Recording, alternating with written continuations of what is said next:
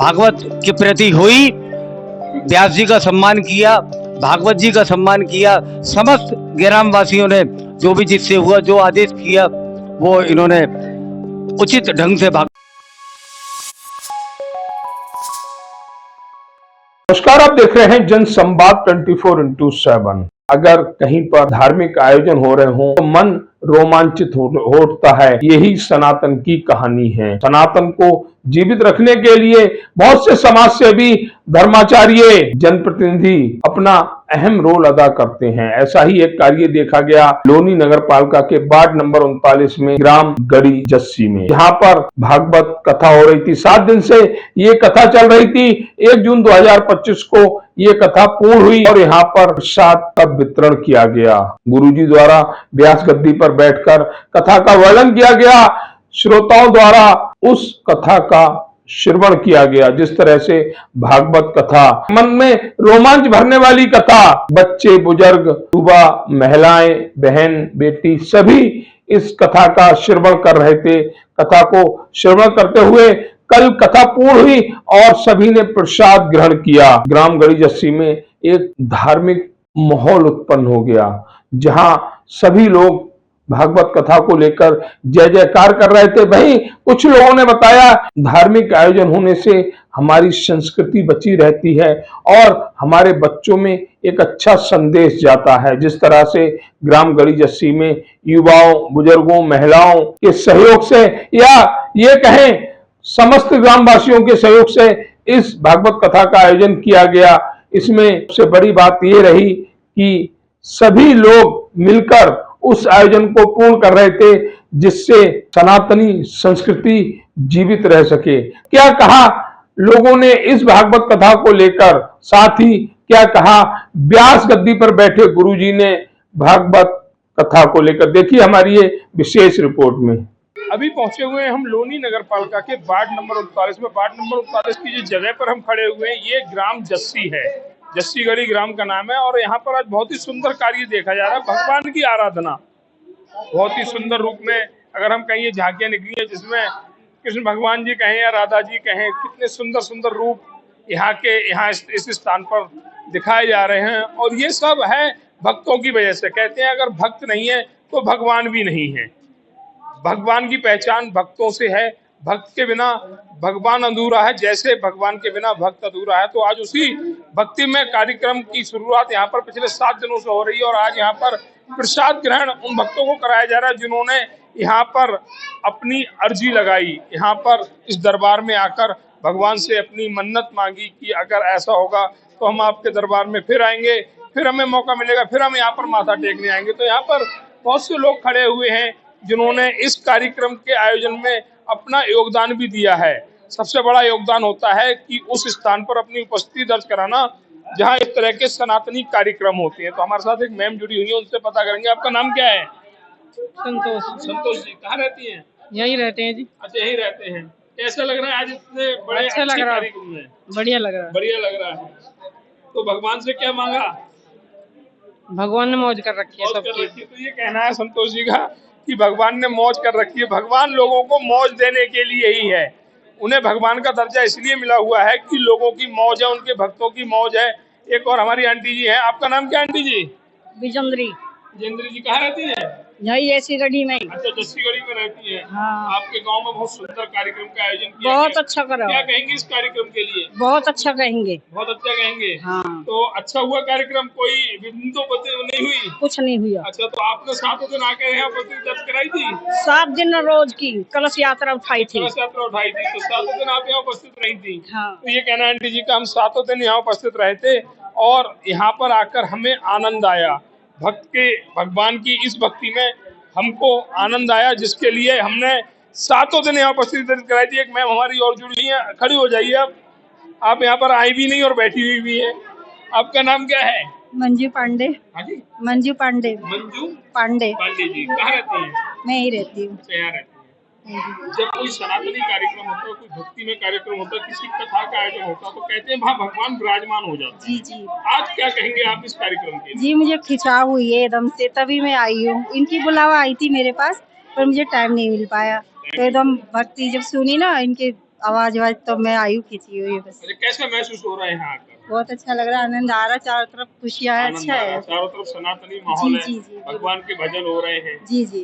तो ये कहना है मंजू जी का कि यहाँ पर आने पर आनंद आ रहा है। हालांकि मैं सभी पूरे समय यहाँ नहीं पहुँच पाई, पर जितने समय के लिए भी पहुँच पाई यहाँ पर आकर मुझे आनंद की अभिभूति हो रही है। जिस तरह से देखा जा रहा है कुछ और पीछे। सर सुनील जी कहाँ रहते हैं? गढ़ी जैसी गांव में। गढ़ी जस्सी गाँव में रहते हैं। आपके गाँव में बहुत ही सुंदर एक कथा का आयोजन पिछले 7 दिन से चल रहा है। जी कैसा महसूस हो रहा है? आप युवा भी हैं और आज के समय में जो युवा दूसरे विषयों की ओर भाग रहा है, आप जैसा व्यक्ति इस सनातनी कार्यक्रम में उपस्थित है, क्या कहेंगे इसको? नहीं, बड़ा अच्छा प्रतीक हो रहा है और जो भव्य कार्य है उसका मतलब बहुत अच्छा, मतलब सही हो रहा कार्य। सही हो रहा है। अच्छा, इस कार्यक्रम में किन आयोजन जो कराया है, किसने कराया है? क्योंकि आप गांव के हैं, आपको पता इसमें पूर्ण रूप से मतलब पूरे ग्रामवासी सभी का सहयोग है सर। तो ये कहना है भाई सुनील जी का कि सब संपूर्ण गांव वासियों के सहयोग से इस सुंदर कार्यक्रम का आयोजन किया जा रहा है, आयोजन किया गया है, जिसमें आज प्रसाद वितरण का कार्य। हमारे साथ कुछ और भी साथी जुड़े हुए, उनसे भी जानकारी लेंगे। भैया आपका नाम? मेरा नाम रिंकू गुजर। रिंकू गुजर जी कहाँ रहते हैं? जस्सी गढ़ी। अच्छा, गढ़ी जस्सी में रहते हैं। आज आपके गांव में देखा गया भक्ति में कार्यक्रम हो रहा है। आप सभी सनातनियों और सभी गांव वासियों के सहयोग से बहुत ही अच्छी कथा का हमें सुनने का अवसर प्राप्त हुआ। महाराज जी ने बहुत अच्छी कथा सुनाई हमें और बहुत ही आनंद में पूरे गांव को किया 7 दिन। सभी सनातनियों का बहुत बड़ा योगदान रहा, सभी गांव वासियों का बहुत अच्छा योगदान रहा महाराज जी के साथ भी। 7 दिन जी। अच्छा, आप युवा हैं जी, आप कथा में आए भी हैं जी। कैसा महसूस हो रहा है? क्योंकि आज के समय में युवा बहुत की तो ओर भाग रहा है, साइबर कैफे की ओर भाग रहा है, भगवान- लेकिन आप यहाँ पर उपस्थित हैं। भगवान की कथा तो कहीं भी हो आनंद ही आता है। आनंद ही आता है। आनंद ही ये आता है। कहना है रिंकू भाई का, युवा है और विचार अच्छे हैं कि भगवान की कथा जहाँ भी हो वहाँ आनंद आता है, मन विभोर हो जाता है, आनंद की अभिभूति होती है। हमारे साथ और भैया हमारे साथ और जुड़े हुए, उनसे भी जानकारी लेंगे। आपका नाम? सतपाल सिंह। सिंह साहब कहाँ रहते हैं? गढ़ी जैसी। अच्छा, गढ़ी जस्सी में।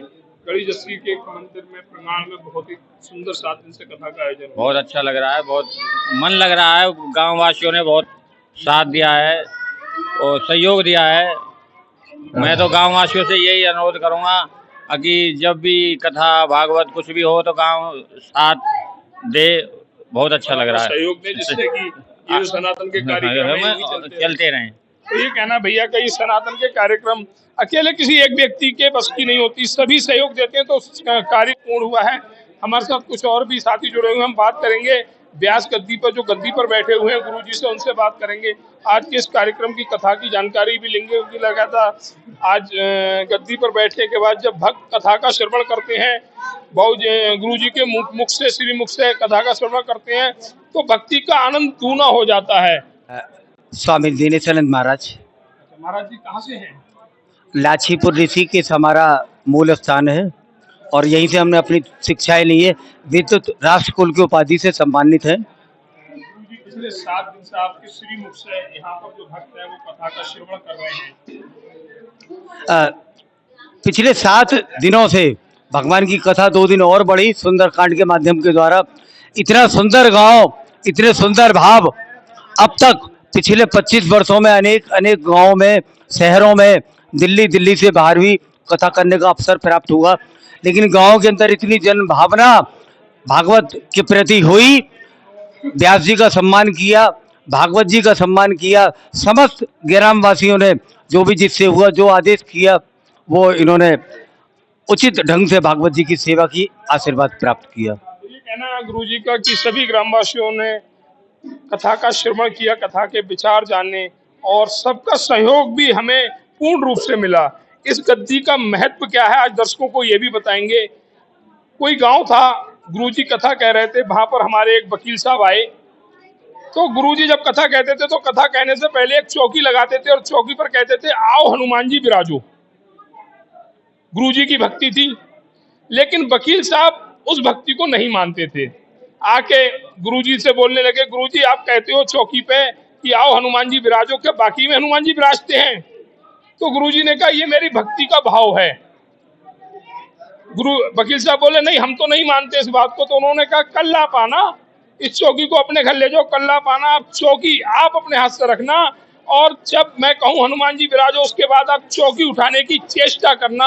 अगर चौकी उठा ली तो मैं कथा कहना छोड़ दूंगा। वकील साहब भी गाँव में आ गए, उन्होंने कहा अगर मैंने चौकी उठा ली आप कथा कहना छोड़ देंगे, और मैं चौकी नहीं उठा पाया तो मैं आपका चेला बन जाऊंगा। अगले दिन कथा हुई। गुरुजी ने रात को भगवान से कहा कि भगवान जी हनुमान जी, मैं तो अपने विचार आपके समक्ष रखता था, लेकिन कल मेरी नहीं आपकी इज्जत का सवाल है, इस गद्दी का सवाल है। अगले दिन कथा प्रारंभ हुई। वकील साहब चौकी लाए, गुरुजी ने कहा चौकी रखो। उन्होंने चौकी रख दी। गुरुजी ने कहा आओ हनुमान जी विराजो, और उसके बाद वकील साहब से कहा कि आप चौकी को उठाओ। वकील साहब चौकी के समक्ष भी नहीं पहुंच पाए। ये इस गद्दी की महत्वता है।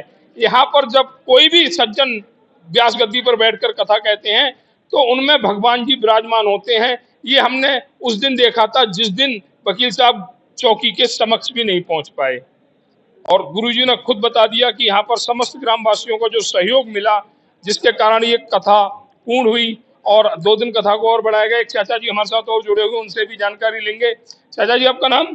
प्रेम सिंह भैया, मास्टर प्रेम सिंह। अच्छा मास्टर, आप गुरुजी भी हैं? हाँ, अच्छा, आज आपके गांव में देखा जा रहा बहुत ही सुंदर कथा का वाचन हमारे गांव में एक नया परिवर्तन है पिछले कई वर्षों से, और ये परिवर्तन शायद ऐसा है, इसकी जो बीज है ना वो ऐसे बो दिए गए हैं आम जनता के द्वारा, आम पब्लिक के द्वारा, कि शायद ये कहीं दूर दूर तक इसकी लहर जाए। अच्छा, आप बुजुर्ग भी हैं, गुरु भी हैं, क्या ऐसे कार्यक्रम होते रहने चाहिए सनातन को जिंदा रखने के लिए?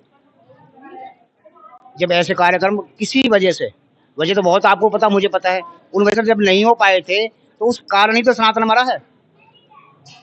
अब नई जागृति लोगों में आई है, नहीं आई है, कुछ सरकार से भी आई है, कुछ समाज में भी आई है, तो समाज में भी थोड़ा सा धीरे धीरे जागृति फैल रही है। तो ये कहना है मास्टर साहब जी का कि समाज में जागृति फैल रही है, और ऐसे कार्यक्रम जो सनातनी कार्यक्रम है, कथा हो गई, भागवत कथा हो गई, रामायण हो गई, सुंदरकांड हो गई, इससे हम अपनी आने वाली पीढ़ी को एक संदेश देते हैं कि हम कैसे थे, हम कैसे हैं, और हमारे विचार आप लोग भी अपने पास रखना।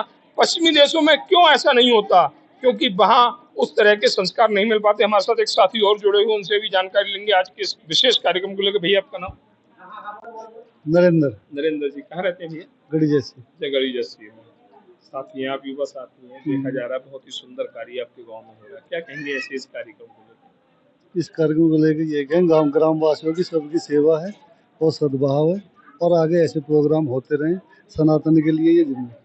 Thank you. आज के इस कार्यक्रम को देख के क्या हम अपनी आने वाली पीढ़ी को एक अच्छा संदेश नहीं दे? बिल्कुल संदेश दे रहे हैं, आने वाली पीढ़ी के लिए अच्छा संदेश है, और आने वाले बच्चों के लिए भी भविष्य है। तो ये कहना नरेंद्र जी का कि आने वाली जो हमारी पीढ़ी है या जो हमारे छोटे छोटे बच्चे हैं, उनको भी एक सुंदर संदेश है संस्कृति बचाने का। और ये कार्य आज गांव गढ़ी जस्सी में साफ देखा जा रहा है।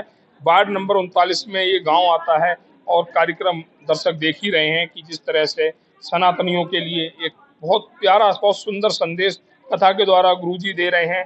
अपने भक्तों को, अपने यजमानों को श्रवण करा रहे हैं कथा, और वह विचार सौंप रहे हैं कि इन विचारों को अपनाओ तो आपके सारे कार्य सिद्ध होंगे।